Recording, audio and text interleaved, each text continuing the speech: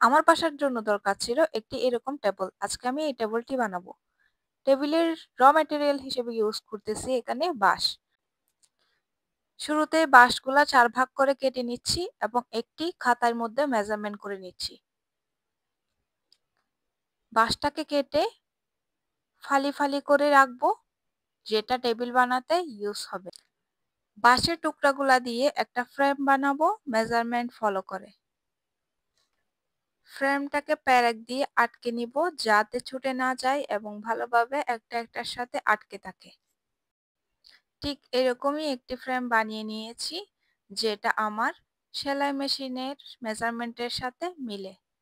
বাঁশের ফ্রেম তো বানিয়ে নিলাম, এবার ফ্রেমটাকে আরো ডেকোরেটিভ করার জন্য আমি এখানে ব্যবহার করব কিছু ফোমের স্টিকার, যেগুলো যে কোনো পিভিসি পাইপ বা টাইলসের দোকানে ইজিলি পাওয়া যায়। আমি এই বাঁশের ফ্রেমটাকে ডেকোরেট করার জন্য ইউজ করতেছি এই প্রিন্টেড ফোমের শিটটা। টেবিলটাকে আরো মজবুত করার জন্য একটি কাঠের ফ্রেম ইউজ করব এবং এই ফ্রেমের সাথে এই ফোমটা লাগিয়ে একটি টেবিল বানিয়ে নিব।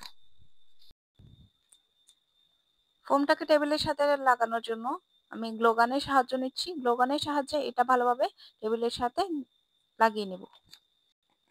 আমার প্ল্যান হচ্ছে টেবিলটাকে মাল্টিপারপাস কাজে ব্যবহার করা।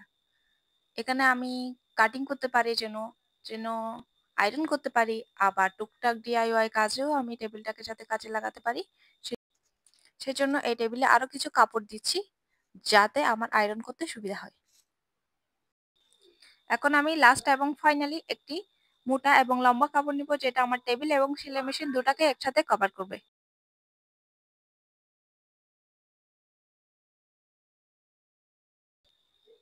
এখন আমি আমার সেলাই মেশিনটাকে টেবিলের সাথে অ্যাডজাস্ট করে নিব।